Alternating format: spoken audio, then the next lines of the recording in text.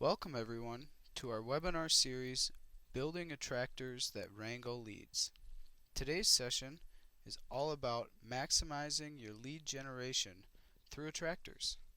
I'm now going to turn it over to Kim Albee and Margaret Johnson. Hi everybody, welcome to the webinar today. We're excited to be talking with you guys about attractors and how to really build them and get your arms around them. I'm here with Margaret. Hi Margaret. Hi, Kim. All right, Hi, so everybody. excellent. So shall we just jump in? I think we jump in. Okay. So one of the things that we've really started to enjoy doing is really set the stage, why we're doing this. Well, we had a great series, and I hope that you all were on it as well. It was our Lead Nurturing Easy as Pie series. And in that session, we asked, what's your biggest boggle when it comes to really doing a great job of generating new leads and then leading those folks down the journey that they need to in order to become customers. And the number one feedback we got is that attractors are our biggest issue. When you have great attractors, a lot of good things will happen. You will build a more engaged list. You're going to increase your prospect potential. You have a reason to reach out. So this is important. And I want to just pause for a second. And on some of our prior webinars, we've talked about, the kinds of emails that you want to send out. And one of the things that is so important is value. Well, last week, wouldn't you know it, we got an email from somebody whose list we're on that says, we're happy to announce we have a new website. Well, that's not really a good reason to reach out to your customers. It's not providing any value to them, except in certain situations it might. We have a new website that's going to be easier for you to navigate, but even then it's kind of limited. So having an attractor, something that's high value, is going to be a great reason to reach out. And it's going to allow you to lead your leads down that path to where they're going to become your customers. And as I said, provide value. That's the most critical part.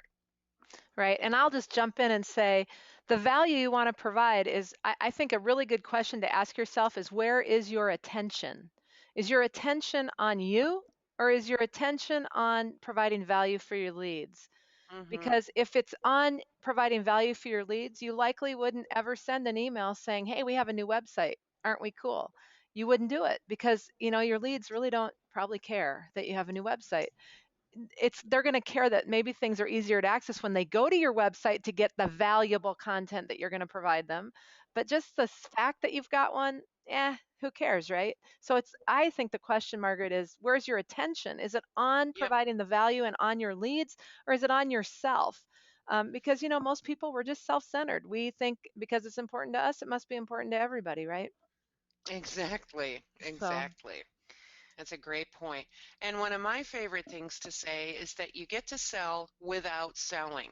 When you're providing value, you're building your authority, you're building your reputation, you're increasing the regard with which people think of you. And that's important. And when those things happen, when you move those needles, you are selling yourself and you're selling your products or services without ever saying, buy my stuff. right. And that is important.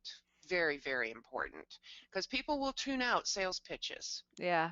So when we look at today's focus, this is what we're going to look at. We're going to go through exactly what is an attractor, what makes a good attractor, and what's the right way to distribute or get traffic to your attractors. And then once established, once you've got that attractor, how can you leverage it over time? What are your options for really maximizing how you use it?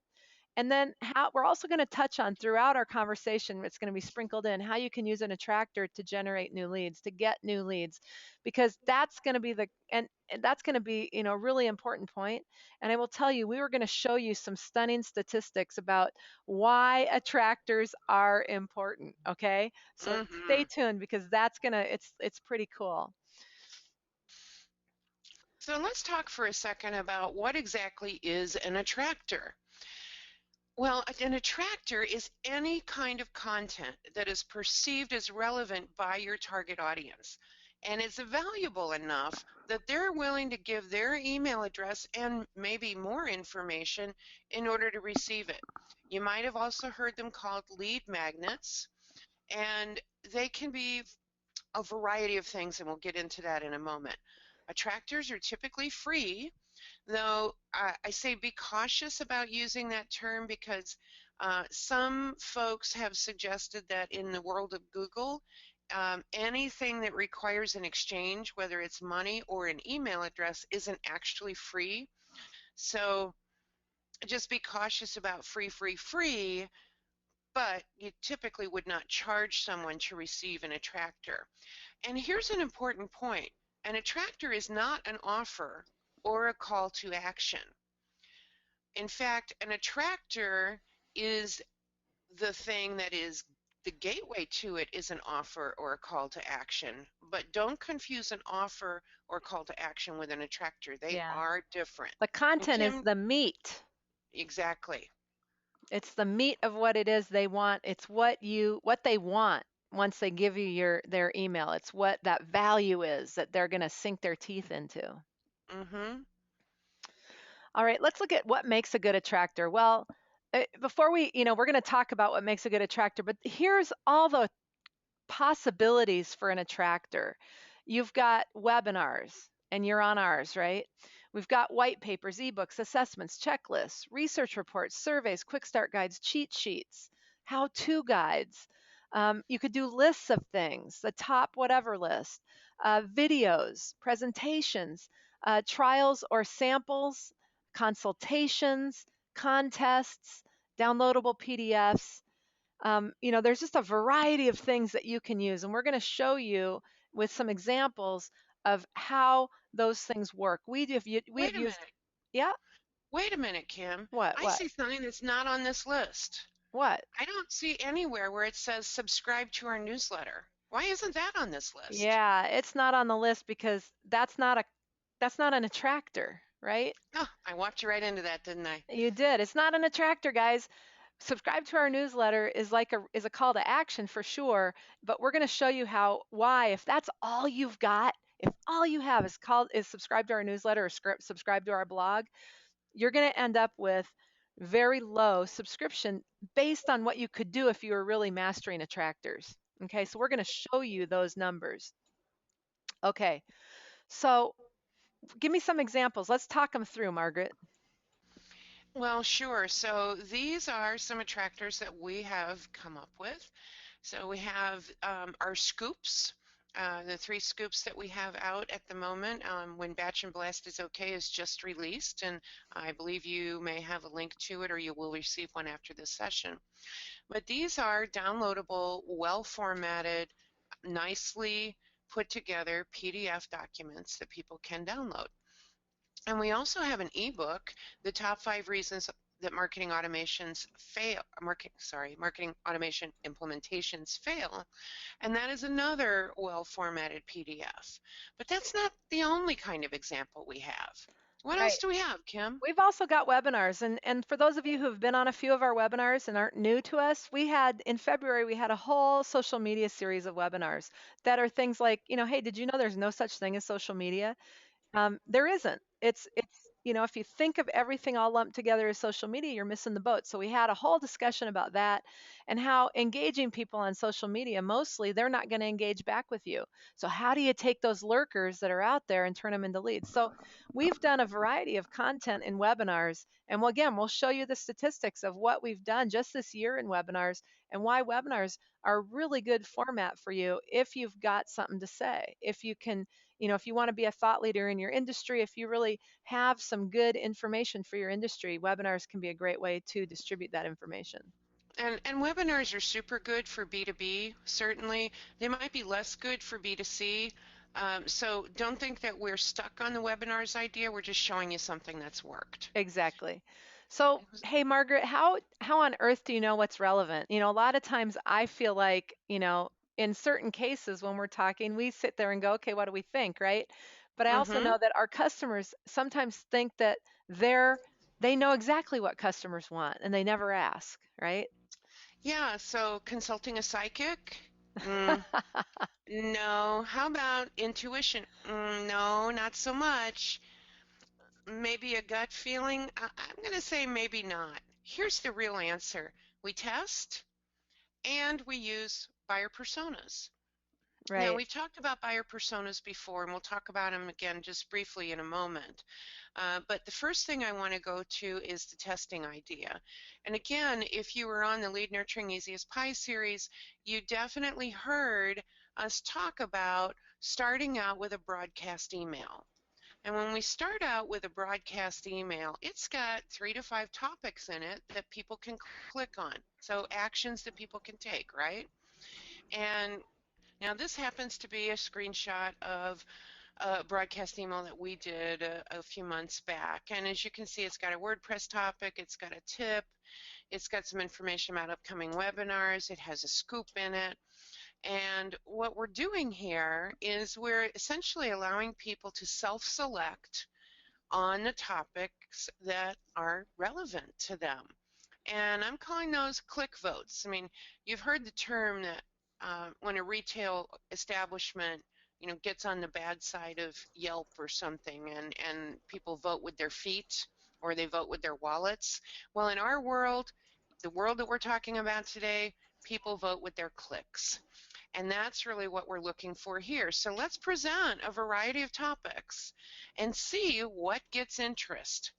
And then that's how we're going to know what has relevance. So I'm going to tell you quite candidly that we got a fair number of clicks on WordPress, and we could tell that that was a pretty interesting topic.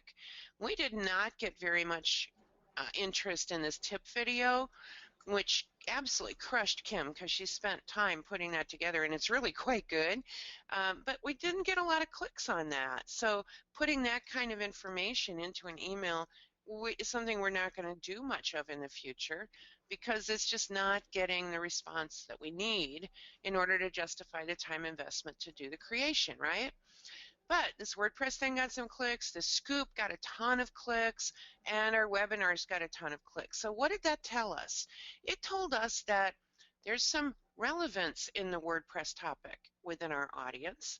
There's some relevance in short, informative pieces like scoops, which you notice we're not calling them white papers because for a lot of people that connotes gigantic document one will never read. Yeah, ours are Um, only 3 pages long too. I mean, they're yeah, they're really 3 to 4 short. They're like pages, little right? snacks of information. Exactly. And our webinars got a lot of traction as well. So that tells us the track that we're on here is the right track. And that's a big part of understanding what's going to be relevant to your audience is planting seeds and seeing what grows. Yeah, and the other thing is buyer personas. And you should watch her. If those of you who weren't on the call or the webinar with Adele Ravella, who's pretty much in my book, the leading persona expert out there, you should watch a replay of our recent webinar with her, Buyer Personas, The Cow is on the Ice. And I put this here. I know it's long and I probably should have used a bit.ly link, but I didn't. So here's Content Zap. Beware of the buyer persona, all hyphens in between, right? So you can go get that. We also have a buyer persona quick start guide out at our Genu blog that was out. It's been out there since August of last year, but it's a blog post why you need a strong marketing persona to succeed. And there's a download you can get right off of that is a quick start guide for buyer personas. So the two together may be really, really helpful. It depends on, they both have slightly different approach, but they make really good points. So I And we'll make highly sure those recommend. links are in the follow-up email that you'll get after this session as well. Sure. So once you have this, now we're going to get really into the attractors, but then what you want to know is, okay, then you got to attract traffic to them. And Margaret's already talked about the broadcast email or segmentation emails, giving them options, to them. But then what about calls to actions or offers? And we're going to talk about that in our next webinar. So that's just a little preview, little teaser. Then there's ads, Facebook, retargeting, AdWords. We've used Facebook and retargeting to really good effect. We don't use AdWords very much because we find it easier to target on Facebook to demographic. I mean, you can really get right into what people like, and we've had some really good results from that.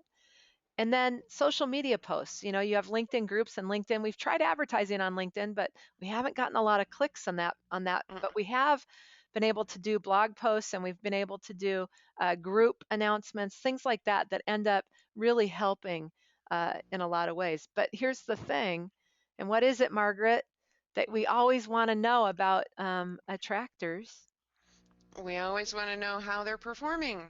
Right, and we also want to always gate them. Oh, absolutely. Yeah, so and gating, what we mean by that is you're getting something like an email and a name, some information that's appropriate for you to ask for in exchange for providing it.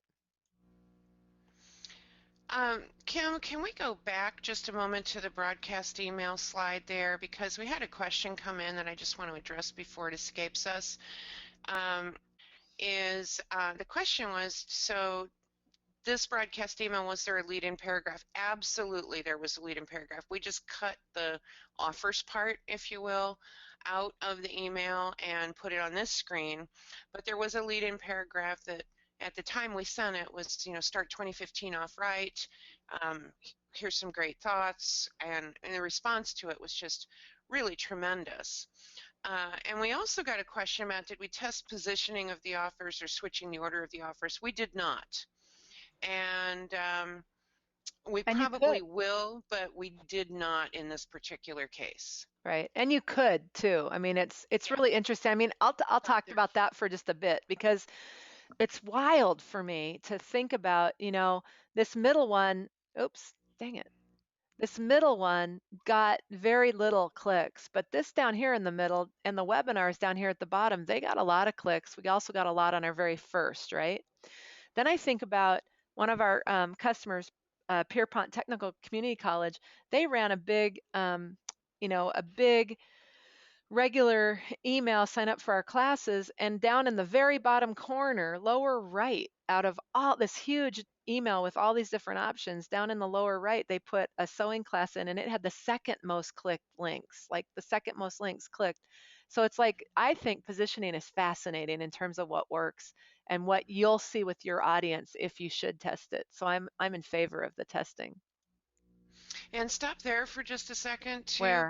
Back the cow is on the ice. The other thing I want to mention is that when we talk about Facebook advertising, this graphic that you see on the screen is actually the advertisement graphic that we used for the Facebook ad. And they're very simple to create. And there are great ways to do Facebook advertising that can keep the cost very manageable and creating the graphics very, very simple. Right. And I think we had about 40 people, new leads, come in the day of the webinar for that one. Mm-hmm. It was wild. I Mm-hmm. mean, so it's just, who knows, you gotta play with it, but it is interesting. So how do we leverage these things for the long term, Margaret? Well, that really is the key. And we've talked before about creating content for reuse, right? We don't want to create something that's a one and done kind of thing because, well, who's got time for that? Now, if you're an organization that has a 40-person marketing team or a 150-person marketing team, that's one thing. But most people that attend our webinars are not in that boat, right? That's one person, two person, three-person marketing teams, maybe 10. But you don't have time to create content that only lives once and then expires. So we want to create that content with an eye toward using it for the long term. And that's so important. So we put them on your website as a call to action. Download the social media content distribution quick start guide, or download the scoop, why batch and blast is okay. And you create website calls to action that take people to what we call a lead capture form. They put their information in, and that gate allows them to then get the content via email. You also leverage your content by creating clicks in your email. So even if you have an email that's going out about topic 22, you might have down in the corner, by the way, if you didn't get this yet, you really want it, and use it as a click in an email. or continue putting it in your emails as one of the options in your broadcast emails. One of the things that we've seen, and I'm going to jump in here because it just occurred to me, but one of the things that we've seen a big deal, and while we're going to cover all the ways you can use calls to action and stuff like that, and which is what your clicks and emails and all that are, um, if you think about when somebody signs up for something and you take them to a thank you page, those thank you pages are largely underutilized because mostly all Mm-hmm. you think to do is say, thank you, it's on its way, check your inbox, right? um, Short of just delivering it to them. And we always send an email because we want to verify that the email that they gave us is good, right? Part of the exchange. So, so if you could think about how you could better use your thank you pages. So, anyways, I'm Mm-hmm. going to stop there because that gets more into our actions piece that we're going to be talking about next time. It does. I will only add that since we started using our thank you pages more effectively, downloads of our attractors have gone up by a factor of 100%. So keep that in mind, and when we get together in the next session, you'll see more about that. Kim, why don't you talk to us about retargeting ads? Well, retargeting ads, that's really going to be more on the calls to action. That's how you can leverage for the long term. If you once you get a lot of attractors, you've got new people that come out that you don't even know who they are on your website. And when they go around the web to other sites, you can put little ads in front of them. It's very cost effective to do so, enticing them to one of your offers, and you then can convert them into a lead. So you're following them around the web basically to MSNBC, and if they play Words with Friends, that's where Margaret saw one recently. And so, anyways, you can do that.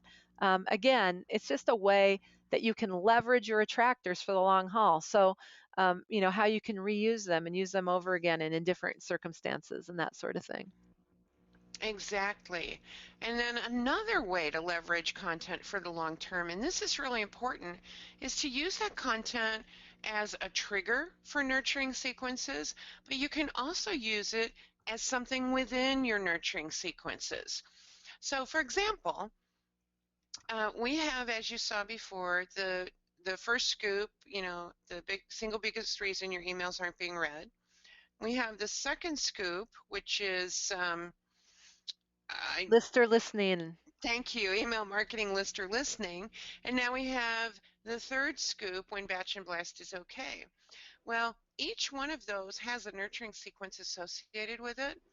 And what we can do, our Genu platform allows us to do is I can say anybody who is in the nurturing sequence for the second scoop, I can check and see if they got the first scoop. And if they didn't, I can send an email that says, I noticed that you may not have received this, the original scoop.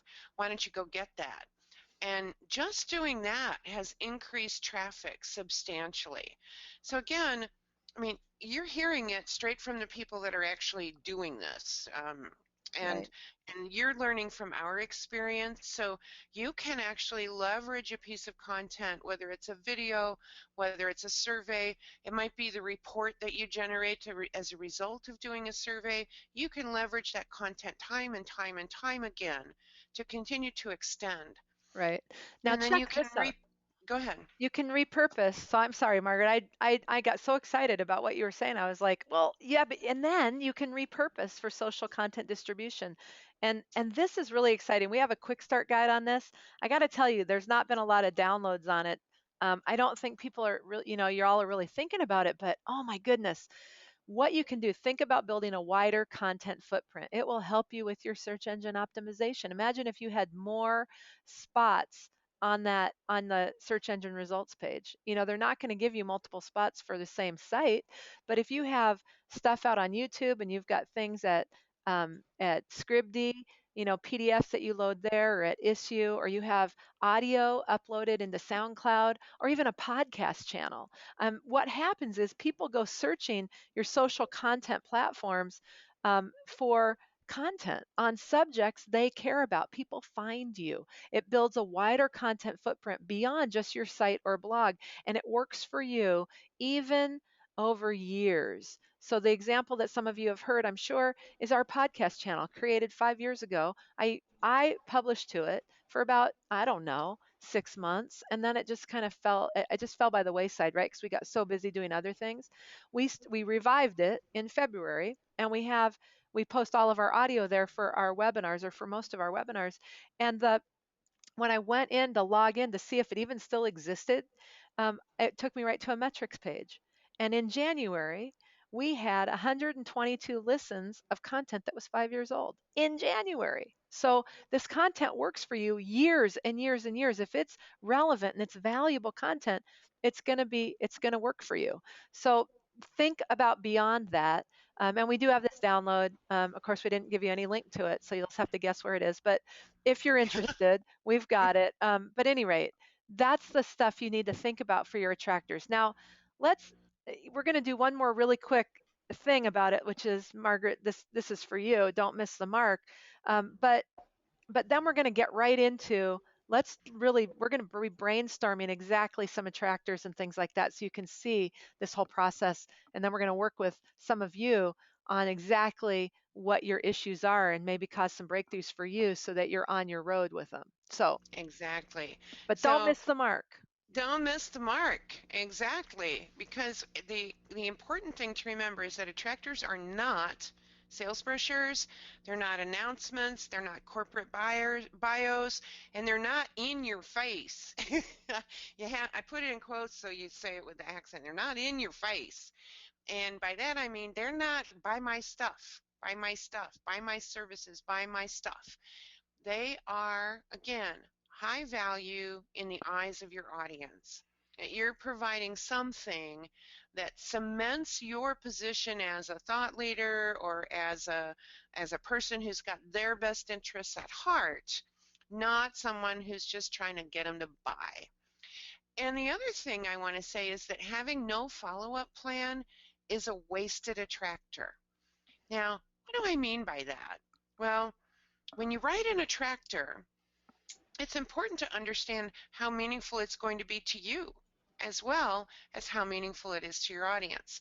Now, the meaningful part to your audience is your content. It's what it says, what it represents, what it allows them to do, what understanding it gives them, if it's an assessment, for example, what they get to win, if it's a contest.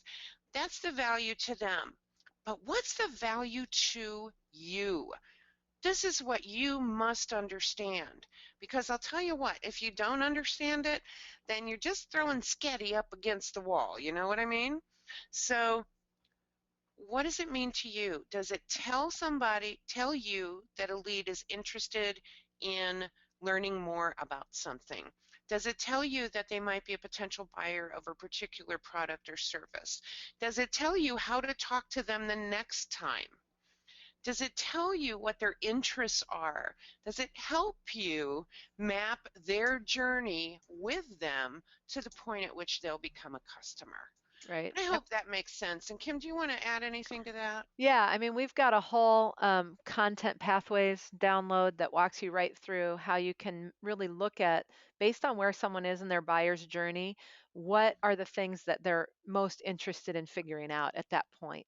So if you can design content that hits at each stage, you can sort of start to really help yourself gauge where people are. And we have a content pathways ebook and a content pathways quick start guide, all at the Content Zap site in our blog area, so you can see them there.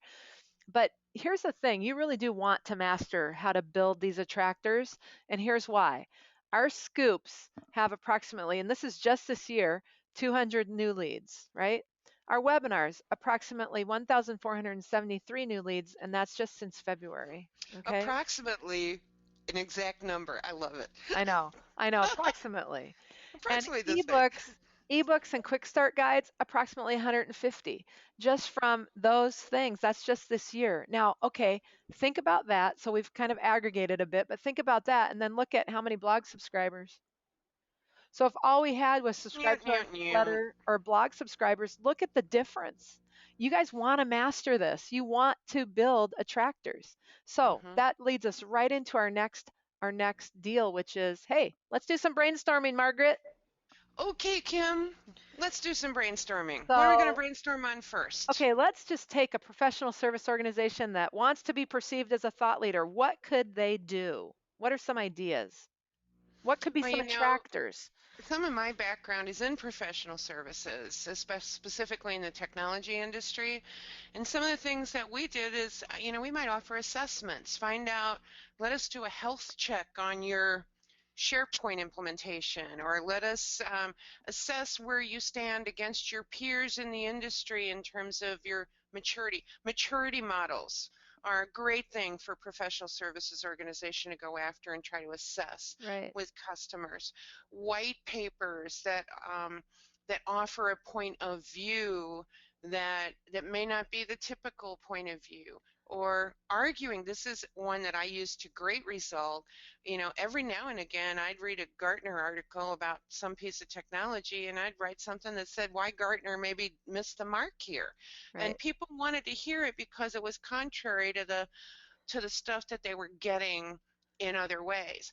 Those are great kinds of attractors. Right. Now, Also, wanna webinars you want to and make sure, hang on, because you want to make sure that you distinguish. I would love to distinguish between what a blog post is and what an attractor is. So there's I interrupted you and I know that, but give me your thoughts, Margaret, on the difference between what you would put in a blog post and what you would make be the call to action attractor that might go with that blog post. well, so the difference between a blog post and an attractor is that in the blog post I might write, and I'm going to use the Gartner example. I kind of think Gartner missed the mark.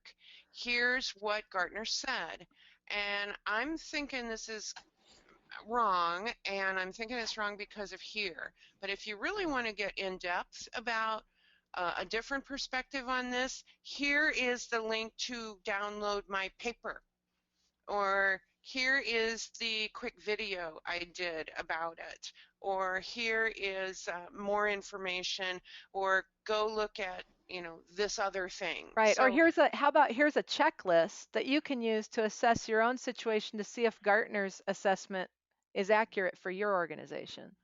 exactly, Something like that. exactly. So this is what And you want to again, with think about. professional services, certainly webinars, in-person events, where again, they're not, the story of my company is this, and we were born in a log cabin in the middle of downtown Chicago in 1975. That's Yeah. not an event that's giving high value. You need to really provide value. In fact, there's a great book called The Go Giver, and this isn't one that Kim and I have really talked about very much, but the premise is, what if we gave everything away? And if you give things away, you get back much more than you ever give. Right. So The Go Giver, I can't remember the author's name, but it's a pretty fun book, and it might give you some ideas. Yeah. And But I would, that's a B2B kind of yep. angle. And I would say, here's the key. The key is we've given you a lot of just kind of high level ideas so you can map yourself onto that. But you want to know what questions is your target audience asking? Mm-hmm. Sometimes you think those are so basic, why write about them? But guess what? Your target audience has them going on. You live and breathe your product and service in your industry. They may not. And so the Mm-hmm. basic questions might give you a lot of leverage just getting those sorted out, putting lists together, how-to guides, all that kind of stuff that you can position yourself in a way, that will help them. So it's again, you have to garner all of this against your buyer persona and what Mm-hmm. is it that they need as they move through the buying process. So I'm just going to underscore, okay, next brainstorm, how about Okay. a local geography, so a local business B2C, so to consumers, a company like someone in retail or something like that. What would be Yeah. good there? What do you think? I actually, I'm so happy you asked this question because I have a great example.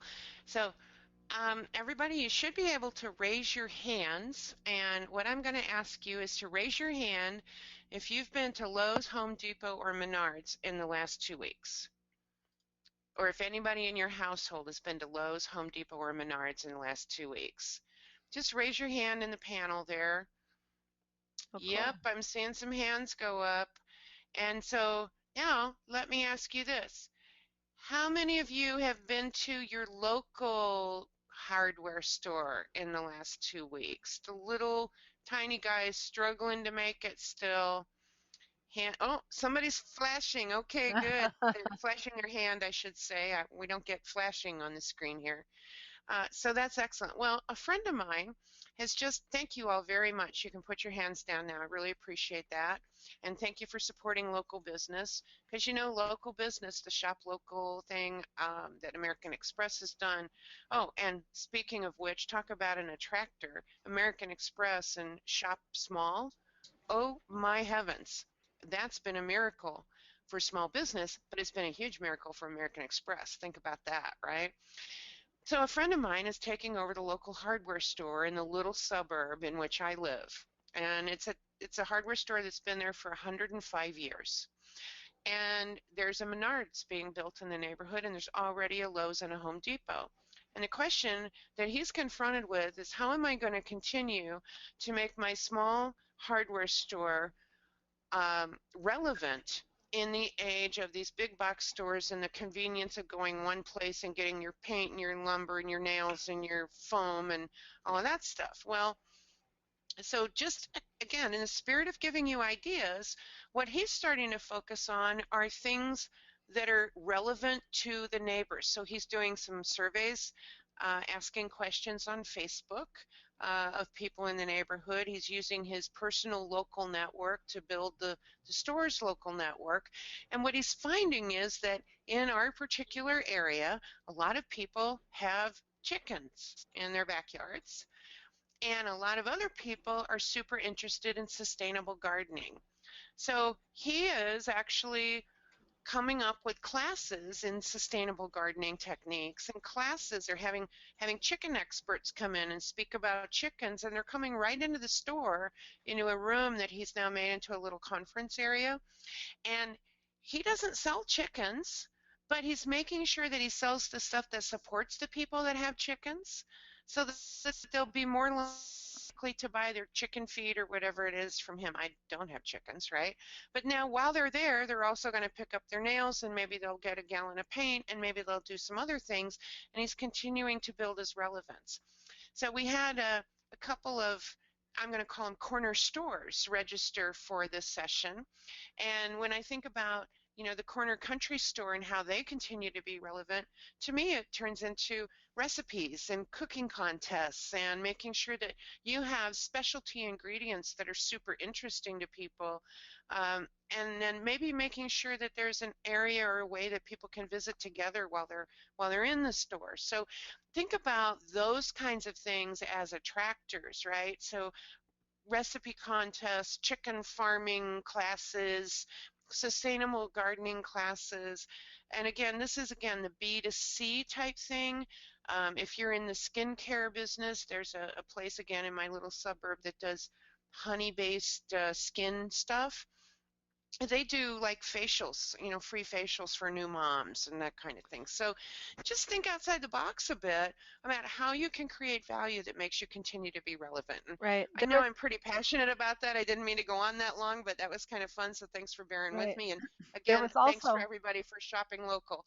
there's also I would say also in the local, like if you're an appointment based business, there's a company that I was talking with, and what they did, and they were really innovative, is basically they would look at their day, and they built up their social media profile and this and that, and they had built it up in such a way that they could actually send out an email or send out a post, and all of that that basically said, hey, we have some spots available for today. If you make an appointment, same day appointment today, and come in between this time and this time, we're going to give you this kind of a discount for the services that we give you, because they know Mm-hmm. that if the day goes by and they don't have people taking those seats, then there's no revenue coming in and they can't get that Right. back. So that's That's another a kind great of a, idea. I'm not sure it falls into our attractor theme, but well, that's a yeah, but it terrific idea. falls into, getting more people in the door for a B2C. It just Right. came up. So we'll go Yep. on. Let's talk Yeah. about education organizations. Take it away, Kim. And education organizations can do a lot of things. So it depends. We work with a lot of continuing ed organizations. and that have adult-based non-credit courses. And we've seen a variety of things really be impactful as attractors. So think about if you have a leadership institute that you're wanting people to sign up for, well, how can somebody assess their leadership skills? What about a checklist of the things you really have to master to be a great leader, with resource guides about how to go at that, that also includes taking your classes or going through your leadership institute? Or there's more, but there's things like that. We had in the adult ed, in terms of cooking, canning, sewing, all of that, we had an organization put together a back to basics series, and they emailed and they got their instructors involved, and they actually had, in certain cases, videos, in certain cases, an in-person presentation. They ended up filling all of the classes for the instructor just by engaging the instructors, having them help in creating content, putting that together as a series, and they filled a whole body of classes that were all back to basics. So there's things there that are all, bringing people in. When you send out an email that appeals to someone, particularly in the education space, if they take the class, invite them to share it with their friends and have their friends take it with them. There's Mm-hmm. all kinds of ways that you can do things that will have people doing things with you and for you, and as well. So again, in that vein, an attractor could be somebody signing up for more information that way to get emails, but it could also be somebody registering in a course that's actually completing the transaction. So how do you attract them in to do that, right? That's exactly right, Kim. And the attractors, as we said on the earlier slide, can run the gamut from contests to checklists to webinars to in-person events to white papers to ebooks. It can be really anything. But the key is, does it help your audience? And behind the scenes, will it help you get a better understanding of your audience so that you have a better opportunity to engage with them and turn them into paying customers? No matter what business you're in, you need paying customers of some kind, and that is the ultimate goal here. So it's absolutely critical. So now it's your turn. So here's what we've got: some time, and we designed it this way. We would love for you guys to, where you have issues around attractors, any questions you have, anything that's your stop of why you don't have any, or what you tell yourself. Maybe a little bit about, you could type us a little bit about your situation, your industry, your question, and we will field them and we will brainstorm for you specifically.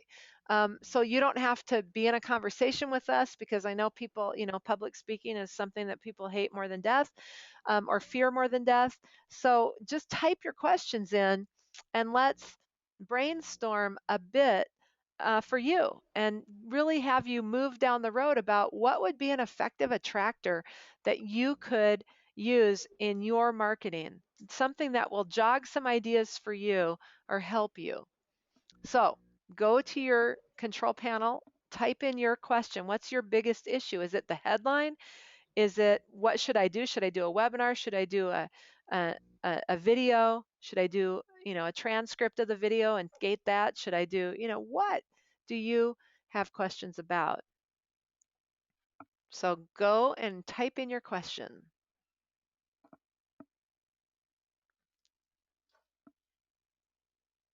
Well, here's a great question.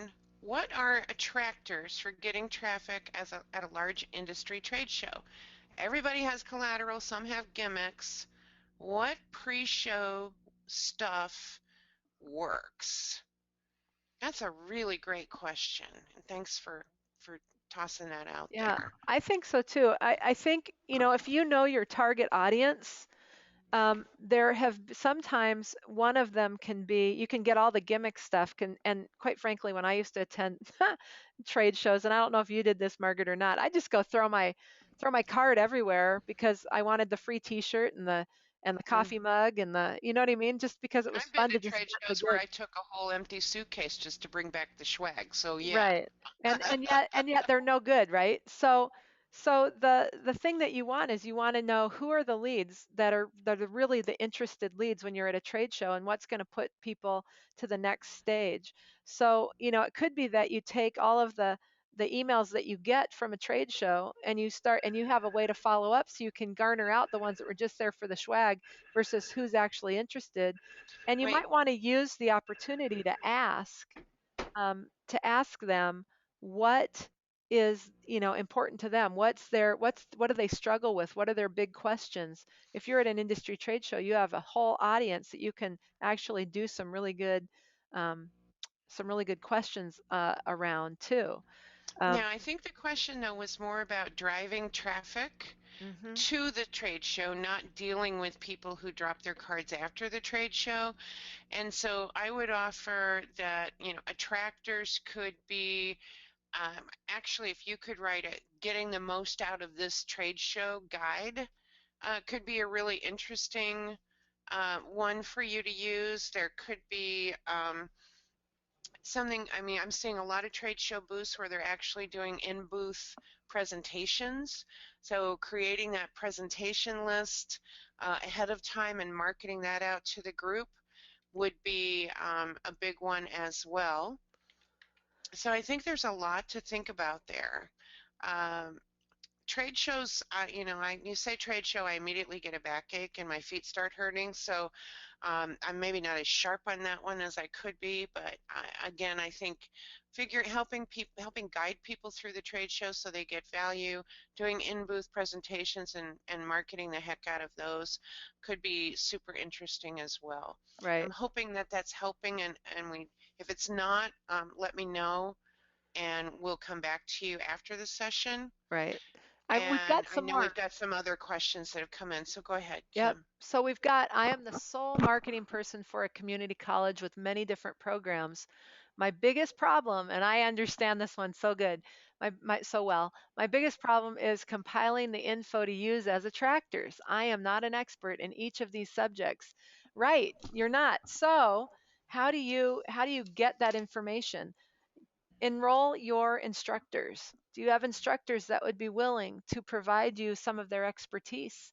And some things like that that you could even interview them, record the interview and get it transcribed and have a lot to go on that would help you with things.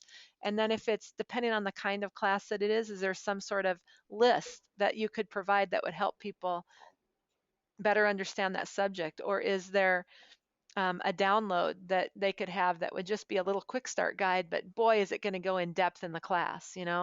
Um, and things like that would be teaser things to get that course registration, because that's really what you're interested in there too. So you want to be able to get the lead before they register, like maybe they're just out there at your site, or you could do a Facebook ad and attract them in just for that, and then follow up with, hey, register for the class, we're really going to do some good things here. You could have an instructor who's interested in doing a video, have them do a video that talks to the people and gives them something of real value that will be a portion of what you'll cover in the class, but only touches the tip of the iceberg, but provides real value. Those are some ideas there. So hopefully that gives you some things to think about. Mm-hmm.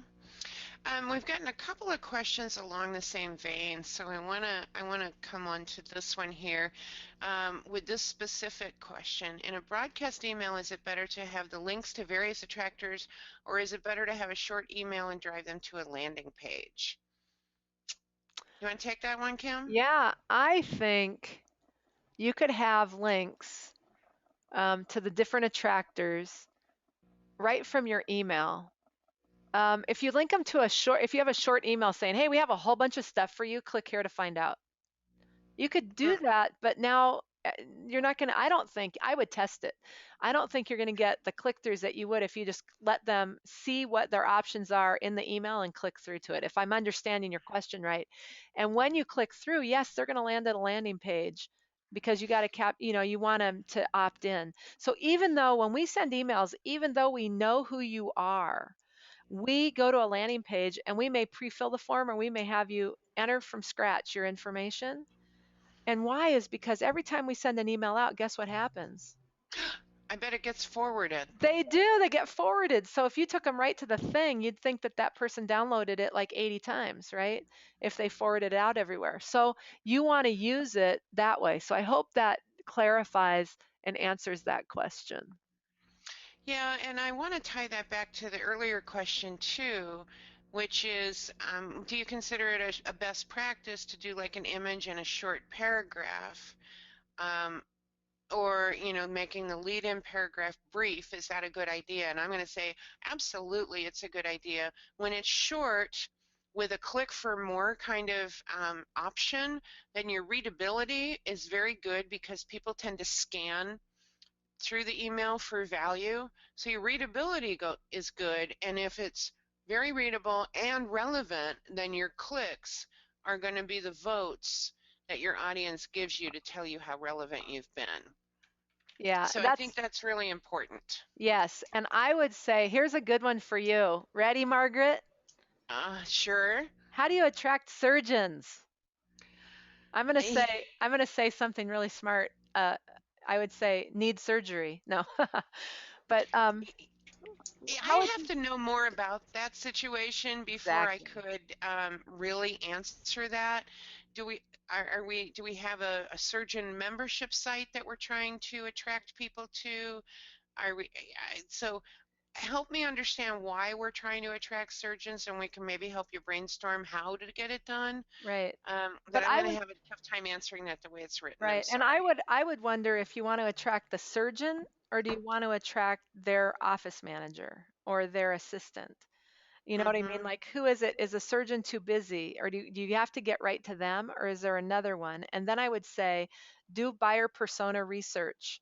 Mhm. Interview a few that you have gotten, find out what they like, what they don't like, what's their buying process. Do those, get in and into their head so that you can attract with good stuff. You can then get to them where they need with the content that would be interesting to them, or if they have a surrogate, meaning an assistant or something that vets things for them, you want to get them on your side.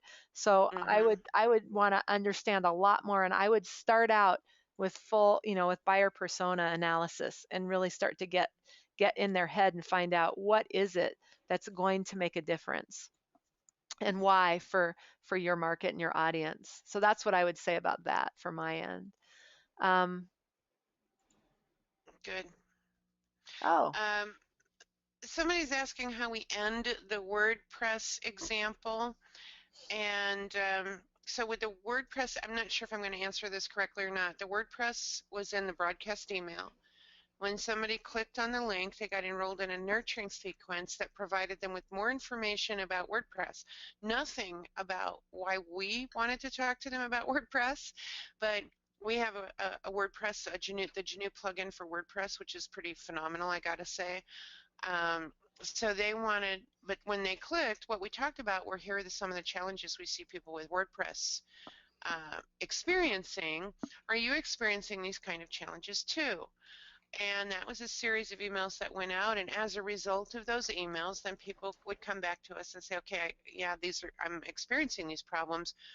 How can you help me with them? And at that point, they'd invited us to talk to them about our plugin. what she meant was, how do you end the email closing? That email, how do we sign off the email? That was actually what she was trying to ask. She clarified. Oh, it's that particular email is a very newslettery kind of email, so there's no closing, there's no signature block. It's I think there's a paragraph at the bottom that says, no, there isn't actually. I think it just ends with those three columns at the bottom, and then underneath all that is the unsubscribe information and our address. So nothing terribly formal there. Yeah. So, um, and let's see. What And you other? put the buyer persona slide up in response to someone's questions I about. did, that said, how do you build a buyer persona? So Mhm. um, I replied and said, here's the links. Go look at these links and watch that video about how to do it. And the buyer persona, Adele Ravella actually has a video course, a video-based course you can sign up for that's online that you can take, and it's not that expensive, and it will walk you through with videos, examples, the whole 9 yards. She also has a book that does the exact same thing, and then we have a quick start guide that has a little bit slightly different approach. Um, but both of them may help you figure out and get at, in your buyers heads, which is the important thing. You want to get in their head, and you want to build things that answer questions they care about, that reveal things that are important to them, that will make a difference in their work, solve their issues, handle a problem, things like that. So that's, you've got to know your buyers in order to do that. So keep coming with your questions, and see, what other things do you have? Because I know that the majority of sites that I go out and look at, have a contact us or request a quote, right? And sign up to our Mm-hmm. newsletter and nothing else. So we know that this, and you guys told us this was your big deal. So we want to help. We want to give you ideas for what you can do and how you can go forward and attract, build attractors that are going to get you that lead gen. So other, So Kim, we are actually running out of time pretty quickly here. oh, So can we, while we're waiting to see if any other questions come, can you go down toward the back of the slide deck there? Um, so our next session on June 4th, we're going to cover calls to action and landing pages so that you get the most interest in your attractors. That's going to be on June 4th at 10 in the morning. It's a Thursday, of course. And you can register for that session now. That registration site is up at contentzap.com/events. Actions, pages, and bears. Oh my. And you might be wondering what the bears are about. Well, I'll tell you, recently we saw someone do a terrific email that looked like they were going to be providing high value, but when you clicked on the links in the email, you ended up at a buy now page, and their leads turned into angry bears. And right, so that's one of the things, just a little preview, that's one of right. the things that we will be talking about in that session. Let me ask you this. Now, I don't know what's going on with my mouse, but okay. So here's the part that I wanted to, my mouse is just going nuts. Okay, so here's the part about bears that I want to get a show of hands on. So show of hands, raise your hands if you went out to a site and you said, I would like to see pricing on a product. So it was a product-based site. You had all these different solutions, and you clicked, I want to see pricing. Show me, request pricing. And what that did was take you to a landing page where you had to fill out um, a A lengthy lead capture right, a form. lengthy lead capture form, just to, and it wasn't at all about giving you pricing at all. It was going to have a sales rep call you. Right. So it wasn't about, I want to view pricing for this. I want to have a sell. How many of you would hate that? Just raise your hands if you think that's something that you would not appreciate at all. Yeah. Yeah, so that kind of stuff, don't do that to people. And bears is where you offer something and you give them something else, or you make it really hard. That's You'll when get people turn comments into coming in. bears. That's not cool. Right, exactly. Not It's not cool. cool. It isn't cool. I It's totally kind of agree. rude, in fact. I agree. So that's the stuff that you want to really, start to look at, is where are you saying one thing and giving them either a really hard process going forward where it's just not straightforward, or you actually are, it's kind of bait and switch. You're asking them one thing, but then you're doing something completely different that nobody would expect. Those are things that create bears, just as a little precursor. Exactly. So we are at the top of the hour, and I want to go forward one slide and give you our contact information, because if you have questions that continue after the session, don't hesitate to reach out to me, mj@janu.com, or to kim@janu.com. We'll also encapsulate a number of the links that you've seen here today and drop them into the follow-up email that you'll be receiving tomorrow. Yes, absolutely. So So with that, I think we want to say thank you wait, very wait. We much. want to Oh, ask one more question. If any of you have, what is your biggest issue in online marketing that you would love help with? Like really in-depth help. where you can, really talk and get it all worked out for yourself, or as much as we can. Let us know what those issues are. We look for experts. We do our own research. We put together solutions and try and help answer your biggest questions around online marketing. So just put it in the question panel. We can't answer them right now, but just put them in there. Let us know what they are, and you'll see it probably on a webinar, or we'll get back in touch with you with some things. But it will guide some content development on our side and some of the research and work that we do to make sure you're the most effective marketers you can be. Okay? And then I will say thank you. And we are 2 minutes over. So here is how you can get in touch with us, our LinkedIn information. Follow us on LinkedIn, connect with us on Twitter, however you want, what works for you. And we look forward to seeing you on June 4th. All right. Thanks, everyone. Thank you very much. And we'll see you soon.